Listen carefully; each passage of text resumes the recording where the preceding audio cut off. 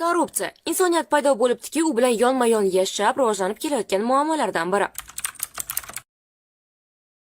Bu so'zning ildizi bo'lgan korrumper so'zining lotinchadan tarjimalari orasida oshqozonni yomon ovqat bilan buzish, idishdagi suvni ifloslash, natijalarini soxtalashtirish, yoshlarni yo'ldan urish kabi ma'nolari bor. Bu so'zni siz u bizga yaqin ma'noda birinchi marta 15-16 asrlarda yashagan siyosatchi Niccolo Machiavelli qo'llagan. Uning nazdida jamoat imkoniyatlaridan shaxsiy manfaatlar uchun foydalanish, mansabdorlar tomonidan o'g'irlik tizimi korrupsiya bo'lgan. Zamonaviy qonun hujjatlarida esa korrupsiya tushunchasiga quyidagicha ta'rif berilgan. Korrupsiya davlat organlari xodimlari moddiy yoki mulkiy yo'sinda g'ayriqonuniy shaxsiy naf ko'rish maqsadida o'z xizmat mavqeyidan foydalanishda ifodalanadigan ijtimoiy hodisadir. Bu illat uchun hamma davrlarda jazo muqarrar bo'lgan. Gerodotning yozishicha, ahamoniylardan bo'lgan Kambiz korrupsiyaga qo'l urgan sudyaning terisidan o'rindiq tayyorlatgan va keyingi sudya aynan shu stulda o'tirishi shart bo'lgan. Shundagina u poraxo'rlik nimaga olib kelishini yaxshi his qilgan. Zamonamizda esa bu masalada eng ko'p misol keltiriladigan davlat bu Singapur. 1965-yilda mamlakat korrupsiya botqog'iga botgan edi. Singapur byurokratik jarayonlarni soddalashtirish, mansabdorlar faoliyatini qat'iy reglamentga solish, ularning maoshini oshirish, korrupsiya holatlarini surishtiruvchi mustaqil idora yaratish, qonunchilikni mustahkamlash bilan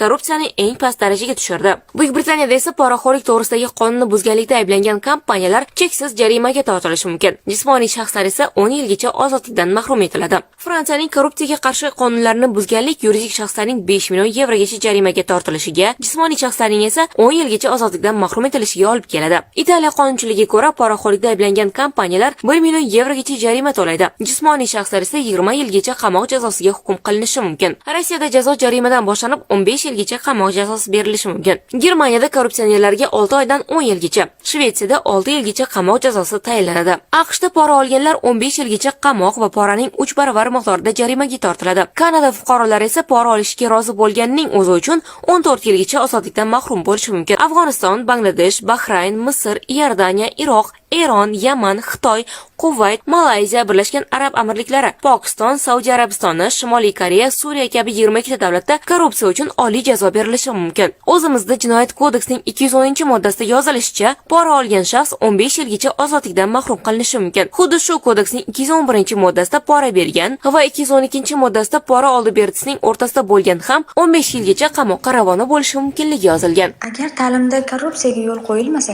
jamiyat kuchli bo'ladi. Har bir talaba bilimiga qarab baho oladi. Pul bilan emas, mehnat bilan yuqoriga ko'tariladi. Shunda o'qituvchi o'zining halol mehnati bilan hurmat topadi. Talaba esa kelajagini qo'rqmasdan, adolat asosida quradi. Korrupsiyasiz ta'lim bu kuchli mutaxassislar, adolatli jamiyat va ishonchli kelajak demak. Keling, birgalikda halol ta'limni tanlaylik, chunki o'zgarish aynan bizdan boshlanadi.